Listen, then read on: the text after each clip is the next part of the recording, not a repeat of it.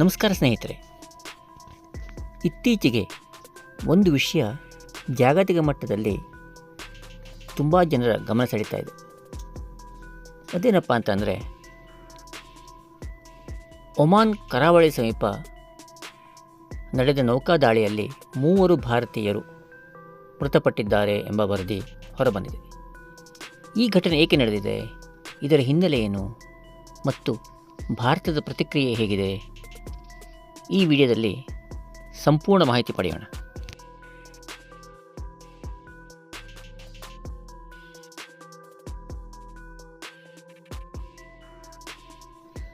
ವರದಿಗಳ ಪ್ರಕಾರ ಓಮಾನ್ ಸಮುದ್ರ ಪ್ರದೇಶದಲ್ಲಿ ಸಂಚರಿಸುತ್ತಿದ್ದ ಒಂದು ತೈಲ ಟ್ಯಾಂಕರ್ ಹಡಗಿನ ಮೇಲೆ ಅಮೆರಿಕದ ನೌಕಾಪಡೆಯು ದಾಳಿ ನಡೆದಿದ್ದು, ಅದರಲ್ಲಿ ಕೆಲಸ ಮಾಡುತ್ತಿದ್ದ 3 ಭಾರತೀಯ ನಾವಿಕರು ಮೃತಪಟ್ಟಿದ್ದಾರೆ.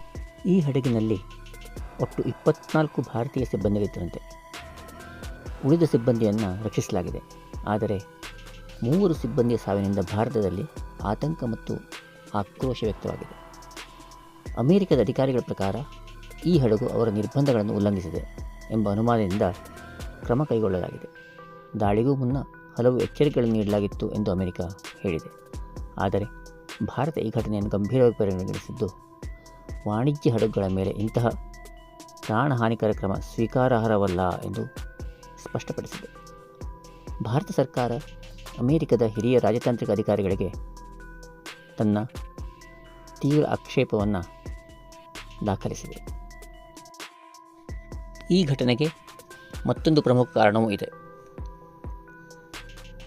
ಜಾಗತಿಕ ಹಡಗು ಸಾಕಣೆ ಕ್ಷೇತ್ರದಲ್ಲಿ ಭಾರತೀಯ ನಾವಿಕರ ಪಾತ್ರ ತುಂಬ ದೊಡ್ಡದು.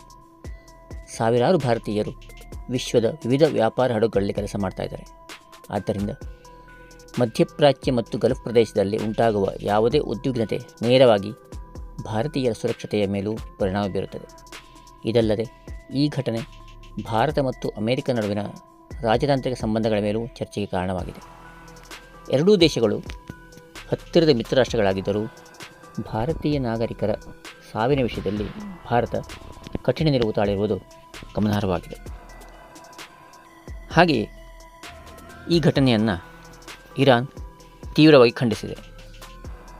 ಇದಕ್ಕೆ ಪ್ರತ್ಯುತ್ತರವಾಗಿ ಇತ್ತೀಚಿನ ದಿನಗಳಲ್ಲಿ ಅಮೆರಿಕ ಕೂಡ ಈ ಘಟನೆಯನ್ನು ಖಂಡಿಸಿದೆ ಮತ್ತು ಇದಕ್ಕೆ ನಾವು ಕಾರಣರಲ್ಲ ಅನ್ನುವಂಥ ಒಂದು ಮಾತನ್ನು ಹೇಳ್ತಾ ಇದೆ.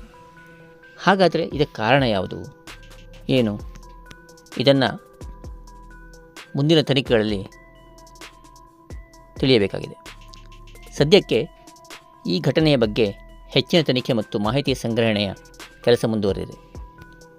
ದಾಳಿಯ ನಿಖರ ಸಂದರ್ಭಗಳು ಮತ್ತು ಹೊಣೆಗಾರಿಕೆಯ ಬಗ್ಗೆ ವಿವಿಧ ವರದಿಗಳು ಹೊರಬರುತ್ತಿದ್ದು, ಮುಂದಿನ ದಿನಗಳಲ್ಲಿ ಇನ್ನಷ್ಟು ಸ್ಪಷ್ಟತೆ ಸಿಗುವ ಸಾಧ್ಯತೆ ಇದೆ. ಈ ಘಟನೆ ಜಾಗತಿಕ ಸಮುದ್ರ ಮಾರ್ಗಗಳ ಸುರಕ್ಷತೆ ಮತ್ತು ಭಾರತೀಯ ನಾವಿಕರ ರಕ್ಷಣೆ ಮಹತ್ವವನ್ನು ಮತ್ತೊಮ್ಮೆ ನೆನಪಿಸಿದೆ. ಈ ವಿಷಯದ ಬಗ್ಗೆ ನಿಮ್ಮ ಅಭಿಪ್ರಾಯ ಏನು, ಕಾಮೆಂಟ್ ಬಾಕ್ಸ್ನ ತಿಳಿಸಿ. ವಿಡಿಯೋ ಇಷ್ಟವಾದರೆ ಲೈಕ್ ಮಾಡಿ, ಶೇರ್ ಮಾಡಿ ಮತ್ತು ನಮ್ಮ ಚಾನಲನ್ನು ಸಬ್ಸ್ಕ್ರೈಬ್ ಮಾಡೋಕ್ಕೆ ಮರೆಯಬೇಡಿ. ಧನ್ಯವಾದಗಳು.